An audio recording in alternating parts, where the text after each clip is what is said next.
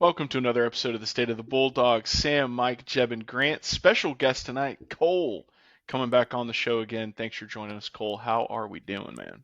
Yeah, happy to be here, guys. Second time on the podcast. It's an honor. Last That's time it right. was college basketball, so kind of full circle. We're coming back into college basketball out here. That's right. Thank Basketball just around the thank God. corner. Got a few fun questions Thank the good to Lord. kick it off, and then we're gonna dig into SoCon football, VMI preview for a minute, and then talk about is the SoCon a one bid league, and then wrap it up with State of the Bulldogs. But first, boys, around the horn, better job, Auburn or Penn State? Presumably Auburn will be open. Penn State is open already. Grant, floor is yours. Talked about this at the top. I'm gonna say Penn State. The way it's easier to win, get more money. Who knows? They're gonna get that private equity money coming to the Big Ten. Who knows what they'll do? Maybe that's how they're paying Franklin's buyout with that PE money. But it's easier to win games in the Big Ten. Auburn has shown over the past few years that even when you pay for a generational player before paying was even legal, you get Cam Newton on campus. Like the way Auburn top to bottom, there's so much dysfunction the way that whole operation is run down there. It doesn't matter which coach is out there, like they always find ways to screw it up. And Hugh Freeze, there's certain things. So I think the control at Penn State and the money would make it a better job than Auburn if I were a coach. Grant, is it easier to win in the Big Ten? Yes, because the I'm SEC not sure is about that. I yeah, think it's they're easy. equally as difficult. I think it's still easier the way. Well, I guess maybe this year the Big Ten's got a couple teams, but then everybody else you can beat everybody else, and then the SEC is just so jumbled up this year. I don't know. Cole, what about you? Yeah, I picked Auburn. It's funny that we're flip flopping. Like the guy in the South is saying Penn State's a better job. I'm saying Auburn's a better job. I guess a Big Ten fan, but I think Auburn's a better job. Just generally, the recruiting's better. Again, you're right that they always find a way to screw it up, but they also have a recent history of success, and some teams make it to a national championship, winning a national championship with two different coaches. The biggest problem with Penn State is that they are history's afterthought of the Blue Bloods. I don't think you can go through Penn State's history and say that again they've been around a long time. They win. They're like Wisconsin. You always hear about 10-win seasons, but you never hear about championships, and Yep. that's the Penn State problem, right? And that's certainly the James Franklin problem. That's why they fired him. But 50 I million. don't know. But who do you? I think like the question is always like, do you see anybody in the current landscape that can walk in and fix that? Because Auburn, I could see. I think you could have someone, like I said, to turn that around rather quickly. Penn State just lost their top recruit the last couple days with Franklin being fired. I feel like that's just not a job that I would want to take. But yeah, I don't know. Auburn fans are crazy, but apparently Penn State ones are too. I've never seen a coach with so many 11, 12-win seasons get flushed down the toilet so fast. But I guess losing to UCLA, Northwestern, and a double overtime loss to Oregon will do it. Northwestern's scrappy, man. We They we play are. some we They're play some good good. football in Evanston. They're good. They got that. They So got that bad. RT money rolling in hot right now. John Chris tweeted out Who? Sorry. John Chris tweeted out cookies that count for breakfast, and he listed a few. But our AD Martin Newton got in the mix, throwing out Oreos in milk. Not necessarily something I would qualify as breakfast, but I did want to ask you guys: is there any kind of cookie that counts for breakfast? Cole? Yeah, I said pretty much anything with oatmeal in it, and then my surprise pick was actually a sugar cookie. I don't. There's something about a sugar cookie. I feel like it's kind of like almost like That's pound a cake hot like. take. A Yeah, sugar it's cookie? definitely a hot take, but I feel like it's like cereal just kind of made into a circle because like a lot of sugared cereals, I'm like, oh, this Yeah, is just like tastes kind of like a sugar cookie. So I was like, okay, it's a little bit of a hot take. I'm reaching here, but that was my pick. definitely anything with oatmeal. Graham. Same. Yeah, I was trending towards oatmeal raisin. Like that's a rough start to the morning with Oreos and milk. You don't want to go down that road. You It's bold. That is a yeah, bold start. that is very bold, especially on an empty stomach. Yeah, you don't want to be involved. And I think oatmeal raisin a little bit lighter. I think oatmeal raisin would be definitely the way to go. Good call out by John there. Somebody Uh, said that on the back of an Oreo box, they said the serving size is two, and then there's some comedian he was like, but no one ever eats two. Like eat the whole stack, yeah. right? So yeah, I like if you were gonna have a breakfast of Oreos, you could eat maybe two or four, and I'm like, there's no way you're gonna eat two or Yeah, four. Like you said, it's gonna be a rough morning because you're gonna go through a whole stack of them and feel terrible. yeah. So I was about to say two 2, you don't start there. 2 turns into 4, 4 turns into 6, and then it just goes down the line. You don't want to start that way in the morning at 8 a.m. Or whatever time you wake up to go to work. No, you'll be crashing so quickly. All right, last one. We got baseball. Best time of year where baseball is in full swing in the playoffs, down to the championship series in both leagues. Football's obviously rolling. So who's going to win the World Series? We got a pretty good ALCS, NLCS. Uh, Dodgers are the favorite, but there's some fun squads. Cole, who are we going with? Yeah, I liked the Mariners a lot last year, actually, when they couldn't hit for Could anything, but their not hit. pitching was insane. And I think this year, obviously, with Cal Raleigh, they finally have turned the corner a little bit with their hitting, and that's been evident in these playoffs. But the pitching's still really good. So they're like, again, I'm not trying to reach too hard. I still think the Dodgers just clean up. They're too good. That lineup, top to bottom, just everybody, like literally all my baseball friends I've watched games with for this postseason, just been like, are there It's any holes stupid. in this lineup? Like, It's stupid. you just go through the list and it's just like, oh my god, it's crazy that they didn't win 120 games this year. Like but that was the standard that they set going into this year, where everyone was Right. like, oh, they're gonna set the record. Like, and then they ran into some pitching problems, but they're getting the pitching back. That lineup is ridiculous. It's hard not to pick the Dodgers. It might be the best lineup in our lifetime. I cannot Yeah, think of a deeper. I can't think of a deeper lineup. Grant, who we rolling with? Fortunately, it's probably the Dodgers again. It's pretty tough. I think their preseason win total is like 105.5 or something crazy. You knew there's like, yeah, well, everyone came in the year and said, oh yeah, but then you hit that lull middle of the year. Like we know we're going to win the division. It doesn't really matter. We just kind of get to October and figure it out. I think it's probably the Dodgers, but I do kind of like Seattle the way they've been hitting the ball lately. Jorge Polanco has been awesome. He had if they had an MVP of Yes. the ALDS, he would have been the MVP just the way he stepped up at certain times. Even in game 2, had two big hits to help Seattle extend the lead, or game 1 helped them extend the lead, and then big dumper up there hitting bombs. So like Seattle's really fun to watch, and it's really cool to see in their city. Obviously, they haven't been to the World Series, haven't won a World Series before, so it's awesome kind of seeing that kind of city rally behind the way they had to go to 14 innings in Game 5 of the DS. That was wild. Yeah, putting up a 10 spot in game 2 after a pitching duel in game 1. That's the way to do it right there. Offense, if they can get rolling and stay rolling, they are good enough pitching wise to combat the Dodgers, but Yeah, and it's I tough.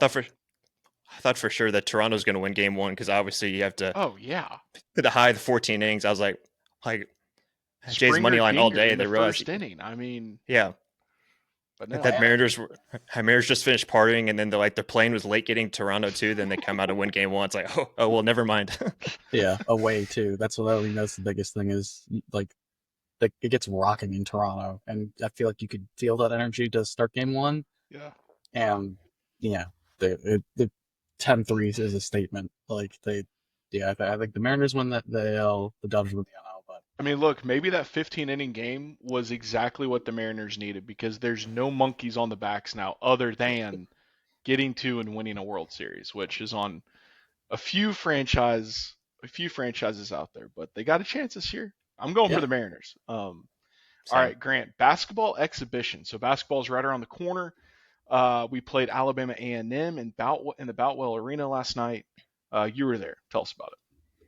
Yeah, a pretty good atmosphere for what turned out to be an entertaining game. It felt like a March game pretty much. Sanford loses by a 1. They had a 3-pointer go in and out at the buzzer near the end of the game. So a really good back and forth game. Alabama A&M has really improved. They had their new coach came from Grambling last year, and they brought over 8 guys. So Oh, basically, they have interesting. that kind of continuity. So, and of course, Sanford was walking in there with a bunch of guys that had never played together, right? So you had that against the guys against A&M. So it was a good start. Middle was okay, and then they finished strong late in the second half. Did have one big injury. Dejan Humphreys, starting 2 guard from Bowling Green, tore his Achilles last night. He slipped on the floor and he was on the floor writhing in pain. You can hear him like screaming.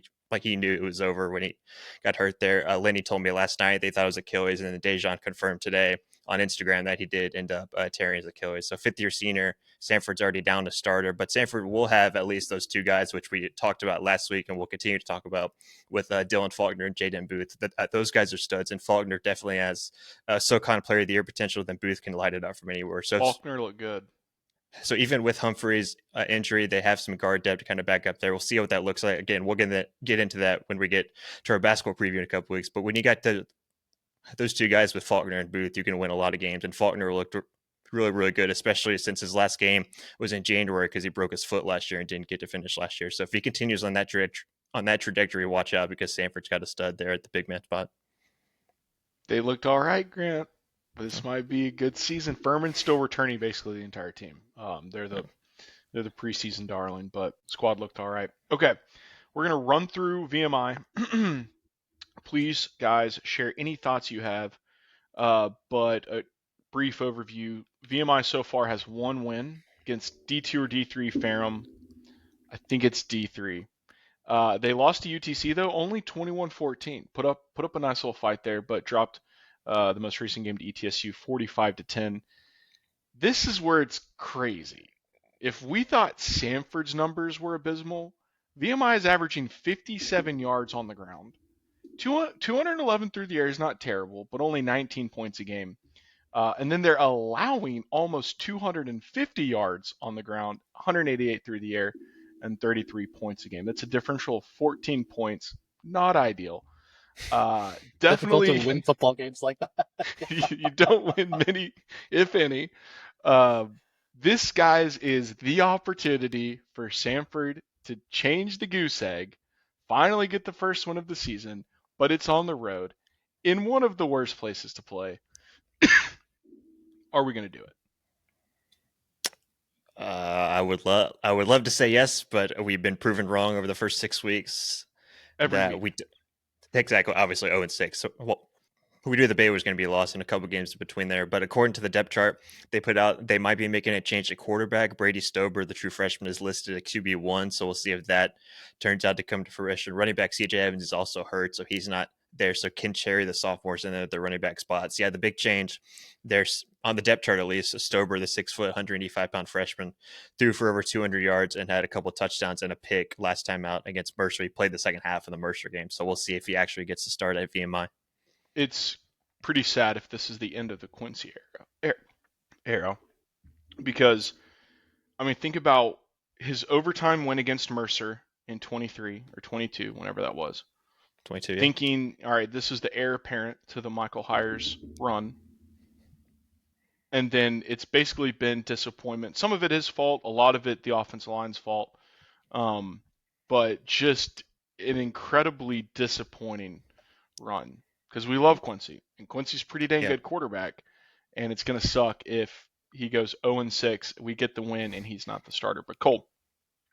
Sam, one more thing. I sent you that stat, remember, from our Virginia Tech's 247 guy.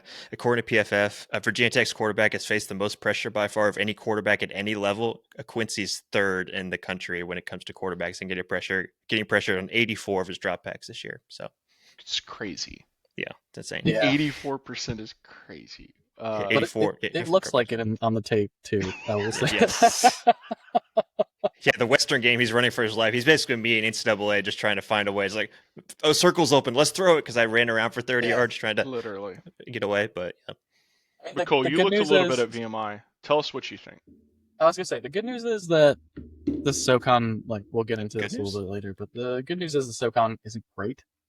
And VMI isn't great either. So, not to be like this is the battle at the bottom, but it is. You know, you got a good chance of pulling out a win here, right? I think like I said, I watched a bunch of the condensed games. I don't think that they're terrible. Like there's effort. And I think they do some things well at times. And the problem is there's a lack of consistency, which is leading to these results, right? Like you can't play good football for 15 minutes a game and expect to win. So it's and not only that, but the Mercer game, they still put up 21 points against a good team. They gave up a lot of points, but that leads me to believe that maybe they're gonna not go they're not gonna go winless this year. And you still have 6 more games in the season, so gosh, someone's got to give, man. I mean, I do feel like they're due for a win here at some point, just based on what I've seen. But it's hopefully this week. I mean, yeah, it has to be. The analytics do not hate us. Yeah. We do produce enough on offense to get some kind of win eventually. The problem is, as we learned, and we'll get into, as we kind of dug into the SoCon and the FCS, Samford's actually, as the season's progressed, turned out to have one of the harder schedules in the country. which we did not expect, especially with a down SoCon. So I don't know, but this is our opportunity. We got it. We got to seize it. Yeah. It's going to be a 12 tough or 0 schedule and though 10. when you schedule 2 FBS teams. One of them is Baylor, who's not tremendous this year, but the other one's A&M, who's going to be a top It's I don't 5 even team know what probably. you do. So I kind of feel bad that A&M has to play us because I don't know what they do. I mean, do they just play their JV? yeah, Yeah, you just I yeah. mean, basically had just Reed play a quarter, but okay, it's like not Jacob even Zeno worth. come on in. It's Yeah, I not don't even know. worth a practice. Like it's not. There's no semblance of any kind of look. The starters get to go home and go to Thanksgiving, Yeah. and the backups get to play against Samford, and everyone's happy, right? You get a couple Yeah, weeks. exactly. Yeah. Yeah, Sanford's last 5, as we mentioned, VMI this week, or last 6. Chattanooga at home, at Wofford, ETSU, and then those 2 non-cons, Austin P, and then the Bucky Bowl in November in A&M. Yeah, like at least last year we gave Florida some kind of pushback for a quarter. A&M's going to be ugly. Covered that But one, yeah, VMI got to get the dub, boys. We have to get the dub.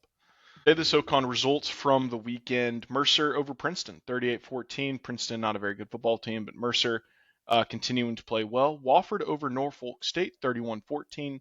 Citadel over Valdosta State, 38-14. Western over Furman, 52-7. Furman is the other, so Mercer's at the top. And then Western and Furman were the clear 2-3, 3-2, and then they just 52-7? Crazy win. Western's offense is so good now that Dickens is back. ETSU over VMI, 45-10, as I mentioned a minute ago. And then this week, we travel to VMI. Furman travels to Wofford. Nice little rivalry game. ETSU at UTC. And then Western at Citadel. So Mercer's off. But other than that, the standings: Mercer at first, Western second, Furman third, Citadel, which is weird to say, UTC, ETSU, VMI, Wofford, and then Where? Samford. It's tough. This is a tough season. You're doing the money ball right now. There's all these teams. Yeah, and then there's 50 feet of crap, and then there's us. 100 feet of crap, and then there's us. Yeah, we have to. Yeah, God. It's probably not going to end like this, but that is where we stand right now. We only got a few more chances. Tough times in the city of Birmingham when it comes to football, with Dilfer getting let go at UAB, not having won a road game over his whole tenure at Samford 0-6. Are we really surprised about that? The guy was never qualified. No. They had some juice, though. I thought UAB was going to... I felt like when they made the comeback, everyone was behind them, and I thought they'd they just screwed it up by not hiring a real football coach. That was their problem. They hired an ESPN wannabe analyst and an okay high school football coach, but it's Tennessee private school. So if you have three-star athletes, you're going to win state. I remember the old Dilfer clip. You cannot win. What was it? ESPN clip said you cannot win and lose games in the NFL or something like that. I forgot what it was. Like the old ESPN clip. You cannot lose games in the NFL and still win. And Tom Jackson's on set like, what did he say? What? Is that Jim, the ghost of Jim Tom Sula? Yeah, embodying Trent Dilfer. It's bad. At least that was basically UAB. You cannot lose games in the American and still win. Yeah. They just don't need to make the same mistake twice, because Hasselback is coaching prep football in Nashville this year. Oh, that's right. Past couple of years, up at Innsworth. So they have the opportunity to do the exact same thing. Hopefully they make the right choice here. But guys, the discussion this year, SoCon's been down. We know that. We've seen that. Lack of elite quarterback play, which has been kind of a staple, and then lack of elite defense. There's usually been 1 or 2 top 25 FCS defenses in the conference year in, year out. Neither one of those are the case. Western's kind of showing a semblance of an elite offense, and Mercer probably holding their own on the defensive end, but pretty much a down year for the conference. So a lot of chatter's been out there about the SoCon being a one-bid league. After so many years of us trying to cement ourselves as a multi-bid league, it does stink to kind of lose that momentum. But I wanted us to kind of dig in and see how true that notion is. Cole, you have some good notes. I want to start first with the FCS playoff selection process. Walk us through that. Walk us through a little bit of the history, And then we'll dig into some of the analytics rankings out there. In the past, we've used the Jeff Sagarin rankings and the Doncic rankings. Mhm. So we'll go through those. But first, Cole, give us a little overview of the selection process. Yeah, I kind of new to FCS football, or at least like new to the playoff format, just because I think like most lay people that watch the FBS, we really just watch the championship, and between North Dakota State and South Dakota State just rolling every year, or before that was Appalachian State, it was just the same teams were good. I didn't really know how the process worked, so the process now is 24 teams total in the playoff, 10 get auto bids, so the conference champ automatically makes it in, then 14 at large. I thought it was super interesting to kind of go through the history and look at how the tournament's expanded. So it started off in 1978 as a 4-team playoff, 81 expanded to 8 teams, 82, so the very next year expanded to 12, with the top 4 teams getting buys. 86 expanded to 16, 2006. They changed the naming, but nothing really happened outside of that. 2010 they expanded to 20, and then 2013, I think that was right after Appalachian State left, they expanded to 24 teams. So now the top 8 seeds get buys. So yeah, really, I was kind of wondering, not to derail us too much, but I was like, it's kind of interesting to watch the playoff evolve, right, through the history of it, and it makes you think what's going to happen in FBS. Are they going to follow something similar to this? I think this is a great system, obviously, in terms of your conference champ automatically gets bids. We've kind of, FBS kind of copied that. And then when you look at that larges, it is interesting now that this year the Ivy is eligible for the first time, so that takes up a slot or two more. They also play like a different, essentially, schedule of football compared to everybody else. And then what we were talking about is, unlike the FBS, the FCS teams largely have these really interesting schedules because they aren't the same, they aren't always as long, they aren't always as competitive.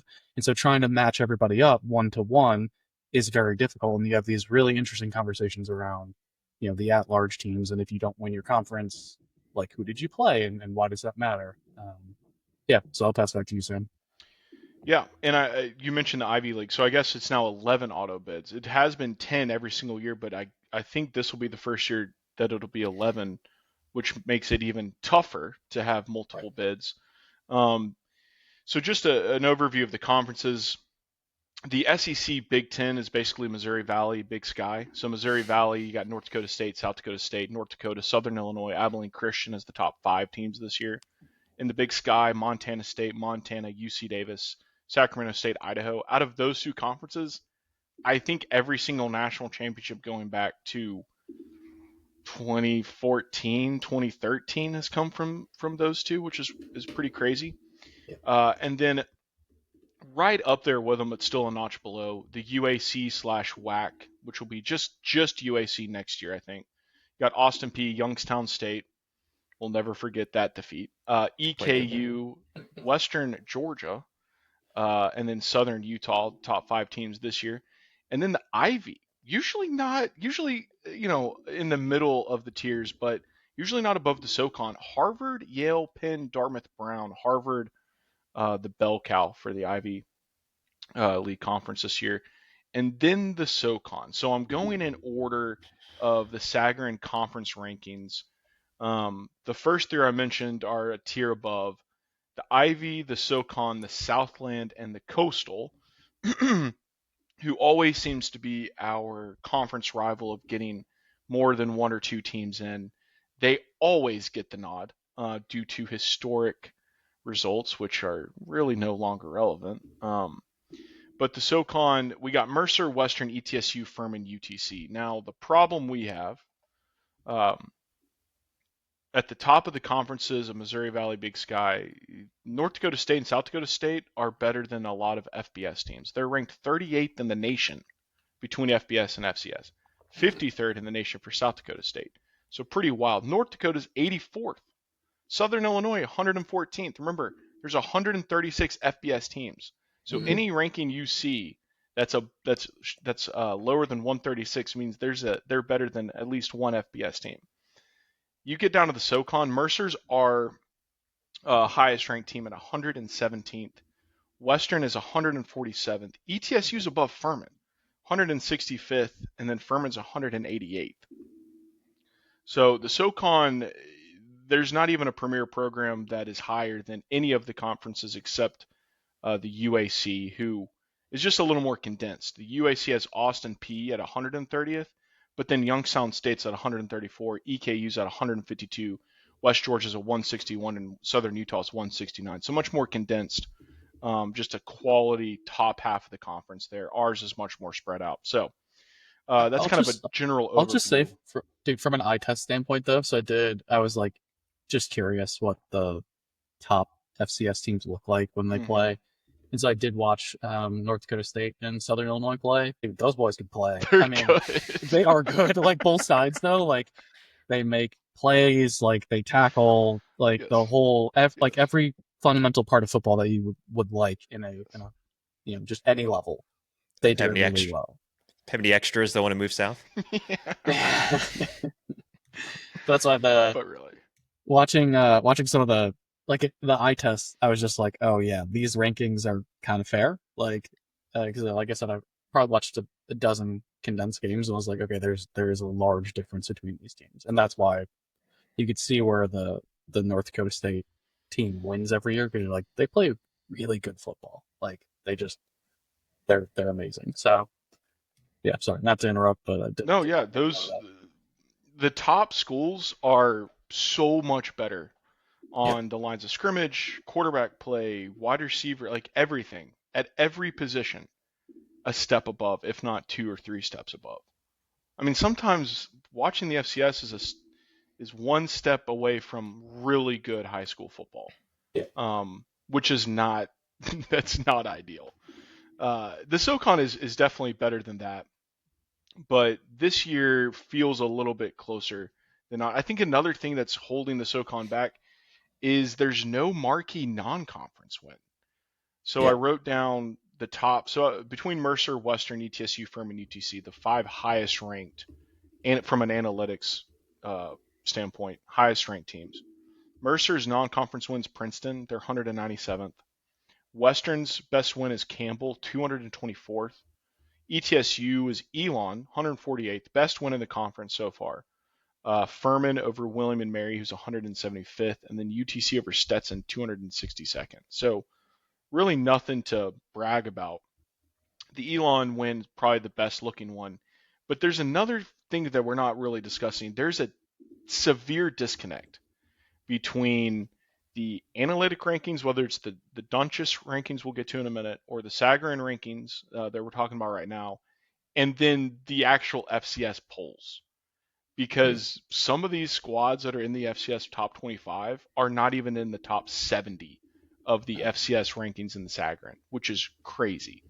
But a lot of that has to do with the FCS emphasis on including so many schools from around the country that are not necessarily better, but maybe they're in the Southland, or maybe they're in the MEAC, or maybe they're in the SoCon this year, right? Because Furman's still receiving votes when they probably don't deserve to be receiving votes. So there's always that to keep in the back of our minds. Because right now in the rankings, Mercer is the only one that's flirted with consistency in the top 25. Western is looking for some semblance of respect, and they're not going to get it. There's not a game left on their schedule. When do they play Mercer, Grant? When do they play Mercer? It's a great question. It also involves which is the 0-3 start without Dickens. So do they take into Yeah. effect? The committee should. I mean, that's kind of the thing, right? Mercer's the favorite right now. If they win the conference, it's a pretty easy one bid league. But if Western wins the conference, Mercer has a legitimate argument. Western's at Citadel this weekend. They play Mercer November 8th. So in a few weeks, they're at Chattanooga the week before. So obviously must win for the Catamounts. Yeah. Oh, And that's it. For the SoCon to get 2 teams. Mm-hmm. Yeah, and Chat that Mercer game is in Colowee too. So. Yeah. So with only 13 at-large bids, you do some quick math. Okay, Missouri Valley, they should get. If it was a meritocracy, they would get 6 teams in. The Big Sky would get 5 teams in. So all of a sudden you're left with 2 other at-larges, which is why they don't do it that way. But like that's how it should be. I mean, it is like it's crazy. If you just went straight up, who are the best teams? That like 11 of the 13 at larges are gone. Oh no, Um, you didn't mention Presbyterian, who's undefeated. So which they're I don't know. undefeated. They're not getting a ton of love. Let me pull up where they are. They're getting some love in the Donchis, uh, but in the Sagarin, let's see. Yeah, they're another one though with like a terrible strength of schedule. Okay, Correct. Yeah, that's right. 166. That's a little more love than I remember. So that's like top 25 ish in the FCS because there's 18 teams in these rankings that are above FBS squads. So that's pretty good. Yeah, Presbyterian strength of schedule though, to your point, Cole, is 99th according to FCS pure strength of schedule, Yeah, which takes out FBS games and D2 games. yeah, Um, they have the win over Mercer, but that's it And on the Furman, if they were in the SoCon, from they'd have 2 wins. oh yeah, that's right. we've Yeah, made the yeah. joke, Cole. If Presbyterian, they'd be winning the SoCon this year if they were in our conference, and they are a non-scholarship football program. That Tennessee Tech too. Tennessee Tech's undefeated. They're in the conference the next year too, and they're undefeated right That's now right. too. That's Yep. right. That's right. So anyway, no one should be getting more than one bid other than the Missouri Valley, Big Sky, probably UAC. That's not really how it shakes out, but that is to say, in a year where the SoCon certainly doesn't deserve to, there's an outside chance that we'll even be gifted to. Yeah, it's like you said, it's possible. You need some chaos to happen. Like you definitely need Western to beat Mercer. Yep. With again, Western's best win, like or they also lost to that ELN team that ETSU beat. So yeah, I think part of me is like, well, don't you just want to put your best foot forward and not risk it? Yeah, Yeah. to get two Sure. bids. To get two bids, you definitely need Mercer to lose, I mean, Western because Carolina to win, and then pray that you get that at large bid. Mercer made at least the quarters last year. I don't think they made the semifinals. But I will say, when the SoCon does get more than one team in, we don't usually lose that first round. So, but again, they're usually better than they are right now. On the There's a, Donchis Yeah, rankings, yeah. it echo. Go ahead. Mercer ran into the quarters. They ran into North Dakota State in the quarters. So Yeah, yeah, I mean, you're last year. just So I was yeah, gonna say, but it's like the first round games though too, like we just talked about, because the top 8 seeds get buys. All the real good teams like aren't going to play those first round games. Not to disparage, no, that's exactly right. their Oh, effort, but dude, if the it makes SoCon it. champion had to play North Dakota State round one, it's an Yeah, L every correct. single year. Yes, exactly. Like even our best team played probably their worst team in 10 years, Mm-hmm. and we had a chance at winning if we could move the ball. yeah. But we couldn't move the If ball. Hires wasn't hurt, yeah, Hires was hurt coming back, and then he ended up playing the game or second half anyway. That Yeah. was another thing too. Another start for Quincy and But that was our crazy turn best of team events. and Yeah, one of the better. So now, granted, usually the SoCon champ has a really good defense. Think UTC, think Mercer Mm-hmm. last year. We did not have a very good defense that year. But score anyway, 50 a game. Yeah, the Donchis rankings all kind of echo what we're saying. So they have Mercer at 12th, clearly the best team in the conference so far. Western's at 35th. So if you're thinking 24 teams, 11 auto bids, 13 at larges, you are not even sniffing the at large at that point. ETSU at 43rd, UTC 53rd, Furman 54th, Citadel 58th. Yeah. So not a lot of love from, and that's, remember, we talked a lot about the Donchis rankings last year, Dunchis.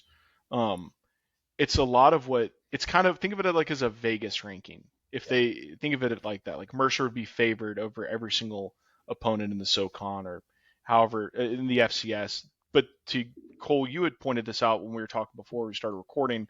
Um, I think both of these rankings don't necessarily treat the FBS games and the D2 games appropriately. Um, so there's some room for improvement in these rankings.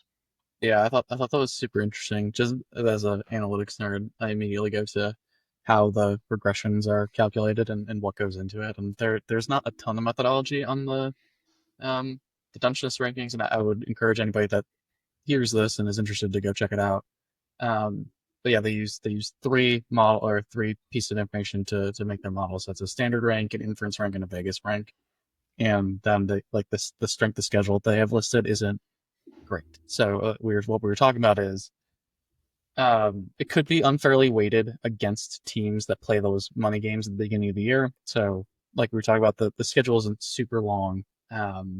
And for that reason, if you go schedule a Baylor or a Texas A&M like Samford did, um, then you're gonna essentially end up with 2 losses no matter what, right? Like your chances of winning those games are very slim, but it doesn't necessarily help your strength of schedule, which is really interesting. I think that like the other teams in the FCS that are dominant, so North Dakota State and South Dakota State didn't schedule any FBS teams this year, and so having a 6-0 record is impressive, but it favors them, right? Because the standard ranking and inference ranking are based on wins first and foremost. So as long as you keep winning and you're not going to have any losses, you're going to have a higher ranking according to the regression. So again, fairness is out the window at this point. Like, Yes. Yes. but yeah, I think it's interesting. I think from an FCS team's perspective, as you schedule every year, you have to keep that in mind, right? And these are the consequences when it comes to the postseason tournament. How are you balancing the wins that you essentially have to get, or how thin of a margin do you want to walk if you are going to take the paycheck of going up to an Ohio State or going out to College Station? Yeah, we found that site. I think it's new. The FCS Pure Strength of Schedule.com. It's FCS-Pure, PURE-SOS.com. They are attempting to build a more accurate or at least more relevant strength of schedule ranking. And just to give you all an idea of that, so um, Samford is ranked 21st strength of schedule, which is interesting. Hey, look at that. Mercer is 58th. That's one more knock. Let's pretend that maybe this methodology that they're using is accurate and the selection committee starts using it. Well, if they start using it this year, we're definitely not getting 2 bids because Western's is 63rd. Furman is 44th, so a little bit more respectable, but still nothing to hang your hat on. Um, and of course, it's not strength of record; it's just strength of schedule. So there's a little bit of nuance there. So sorry, Western, if you don't get in because you had to play us. So You had to play us, and I just feel for them because, however their academic schedule works, somehow a kid can be yeah, academically ineligible for the first 4 weeks of the semester, yeah. and then magically before midterms become eligible. I don't know why you shoot yourself in the foot. Mm. I mean, get the kid another tutor for Pete's sakes. He's You never you haven't amazing. heard about quarter turns before? Yeah. No, no. They're in there. Hey, can we get the homework grade posted today? Yeah, Like yeah. that's what they're doing. Yeah, They're practice. called paper writing classes, Sam. There are a couple schools that have used them in the ACC before. Yeah, practice is at 4 o'clock. We need those posted at 3:30 right now because we got to get this guy on campus. I know we need our ACC academic expert in Jeb over here who Yeah. can tell us. I mean, Oh yeah, the school that doesn't go to we test fake classes. think That one, yeah. it may be conference wide though. I mean, based on what I heard about the Wake MBA program, I don't know. I'd be a little suspect what the academic standards are over there. But Not to keep piling on the ACC, but I was having a good laugh about Samford, and I was like, oh, Samford's the 2023 ACC, where they are just mid and no one yes, cares, and yes, they're not going to make the playoff, even though they went undefeated. it's terrible. It's terrible. Uh, I would Hey be. Florida, hey Florida State, look at us. No, I just who'd have thought? Not me. Gosh.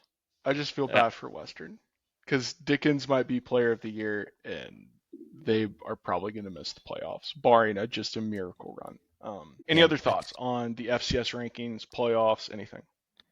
To Before we that get point, to I the state said of the Bulldogs. to that point, SEC, S&P Plus, has Mercer, the 11th best team in the country, 10th best off. Dear Lord, 10 Don't best find offense, Samford on the SP Plus. 23rd best defense. I have found it. They are ranked better than VMI on the SP Plus. So round of applause.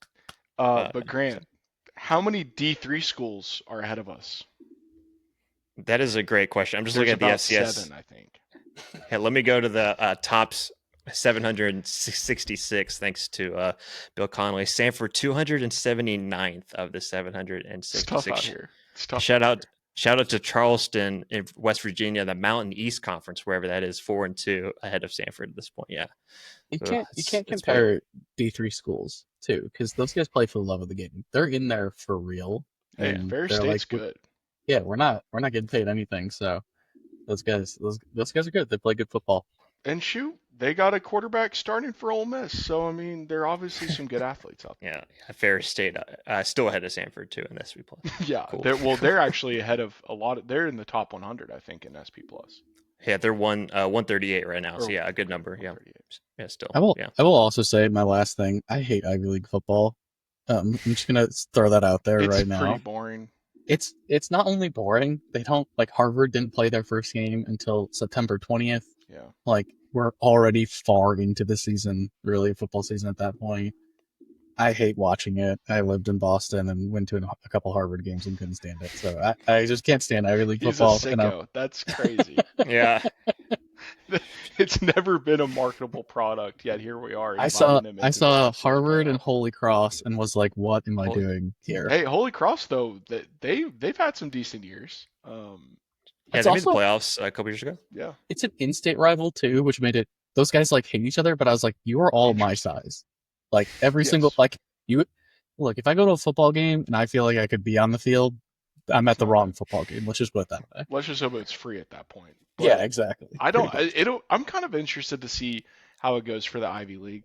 I mean, it usually doesn't go too well for some of these smaller conferences.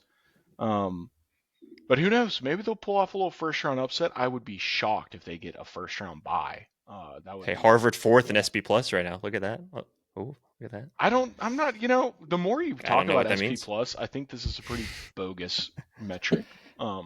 Because that just doesn't make it. Maybe I just don't know how to interpret that. That's probably the problem. Yeah, well, here's your top three to make you feel better: North Dakota State, South Dakota State, and Tarleton State. So Okay, if that's the other. Okay, so thank you for bringing up. This is the last thing I'll say. The Tarleton State. So the wagon. Tarleton is 83rd in the Western. I totally missed them on the UAC WAC listing. I said Austin P was the highest ranked. It was. I was looking over that as I was saying. I'm like, where's Tarleton? Because they're good. 83rd, 83rd. Yeah, So they beat um, Army. yeah, yeah, and they waxed UTC. I mean, my Yeah. God, when that game, we were excited to see what would happen in that one, and when UTC got obliterated, it was like, oh boy, SoCon's bad. That's Yeah, the theme of this. that's the thing Oh, of Yeah, this. no, Samford SoCon is is bad this terrible at year. football, and we yeah, are the epitome of the conference, the state of the conference, yeah. with the TLDR exception of is Mercer, SoCon's bad. There you go. with the exception of Mercer Yeah, and Taryn Dickens. But Western kind of sucks. Other than him, he's a and Terry freak. Dickens. Yeah, yeah. He's All right, ridiculous. He boys. went like 46 a few weeks ago. That was stupid, insane. Oh yeah, that was awesome. 46 for 46, but also the fact you have to throw 46 times, not great. They State of the won by like Bulldogs. 10, but yeah, he. Let's get to the State of the Bulldogs. Yeah, State of the Bulldogs women's soccer. Speaking. Okay, we talked about a bunch of bad. Here's some good. Yes. Stanford women's soccer's on fire, still unbeaten in conference play. Beat Citadel 5-0 and tied Furman 2-2 last week, and then this past week they beat VMI 4-2. They traveled to Mercer on Thursday, host ETSU on Sunday. Mercer is 2-2 in conference play with wins over VMI and UNCG. ETSU is 3-0-3, also unbeaten in conference play with wins over Wofford, UNCG, and Citadel. Samford forward Sam DeLuca was named SoCon Offensive Player of the Week this past week. She had a hat trick and then an assist as well in the 4-2 win over VMI. Her assist came in the 53rd minute. The hat trick for Samford was the first for Samford player since Kyler Reynolds did it in the SoCon tournament in 2021. DeLuca on the season leads the conference in goals with 11 and on points in 24. Her 11 goals are the most for a Samford player since 2017 when Jermaine Sierra-Senway scored 13. The school record for goals in a season is 16, which Jermaine had that as well. So DeLuca's on fire, tied for 5th in the entire country in goals with 11. It's casual. That's what's crazy. If this team can find some offense, we're going to win the conference because our defense is always amazing. But if they can start scoring some goals consistently, boom, baby. Women's volleyball conference play continues to be a little bit of a challenge. Football and volleyball are kind of on the same struggle bus as well. Volleyball fell to Wofford. NATSU last week lost 3-1 in both of those. Swept Western for our first conference win last Friday, so broke out the brooms for that one, but then had to play UTC and lost on the 5th set 3-2. This upcoming week they traveled to Citadel on Friday and Mercer on Saturday. So volleyball's struggling to find their footing there. 1-5 in conference play, as we still have a little bit to go before the SoCon tournament in Asheville. But yeah, Citadel and Mercer both on the road coming up this week. Yeah, it's just a surprise. I mean, the non-conference. I mean, just going all the way back to last year, it seemed like we'd built some pretty nice momentum, and then we saw that momentum come into fruition with a couple of big non-conference wins, and then it's like we hit a brick wall. Yep. One win in conference play so far is wild. Only one close loss. Wild. Granted, in the non-con, we were the queens of coming for the 2-0 comeback or 3-0 comeback after dropping the first set. So maybe that was a sign that the shaky starts weren't gonna be able to be overcome as easily come conference play. I don't know. We'll see. But the talent's there. I think there's. We say this about every sport. I feel like every year when they're not doing too well. But they just need to treat this as practice because all that matters is the SoCon tournament. Just got to win that one. Yeah, a bunch of practice games. Yeah, That's right. Just a bunch of yeah. practice games. They can Except find for it. football. Yeah, except for I football. do. We those do count. need to talk to the volleyball coach next year because Yeah. the travel schedule is crazy in volleyball. It's Like tough. every Yeah. week, like this week, going to Citadel and then Mercer. I mean, Charleston and Macon are not that close to each other in back-to-back days too. Last week, UTC Western, Wofford, ETSU. So I mean, some of the away games, 6-hour bus ride between, and then playing the very next day, like playing next day. It's crazy. Yeah, you have the whole week, then you have the weekend. They try to do it where it's, I guess, close as possible. You can get kind of have away. That's why I see a lot of away home, but consecutive away and homes. Yeah. Cole, any final thoughts on anything before we close it out? Floor is yours. If you're in Birmingham or you go to Samford and you're watching this, go to the women's soccer games. It's like go to the women's soccer games if you live in soccer, go to soccer games. The women's soccer team, again, as the non the guest, the non Stanford or Samford grad, this team is amazing and they deserve your support. Because I think that like just the stats alone, they're going to make a run. So go see them, go watch them play. Yeah, for real. They're on a roll. Obviously, haven't lost the way we keep saying. They haven't lost a match since August when they played Alabama. Like, if you want to talk about how good they've been, that's literally how good they've been going between draws and wins and trying to fight their way through the season. So he's back. Well, Cole, thanks for joining. We need to get going. Hopefully, you're the good luck charm. You're coming on the VMI week. We're gonna get the dub. We'll have you back on. I think it's gonna happen, man. I'm telling you. I have a feeling about this one. They're due. VMI, I think, is not very good. Yeah. So, yeah. Like, I think, again, not to say like we got 6 games left. No, they're not gonna turn the season around or anything, but they'll get the win this week. No, we'll see what happens after that. The season around. Yeah, and thanks to everybody for listening and watching the Bucky interview last week. That's on track to be our most viewed and most listened to one. So shout out to him for coming on and saying his final goodbye, farewell for Samford, say what you wanted to say. So it was awesome for him to come on and do that, and everybody listening and watching. So appreciate it. 100%. All right, State of the Bulldogs is out. Let's get the dub over VMI. Hope everybody has a fantastic week.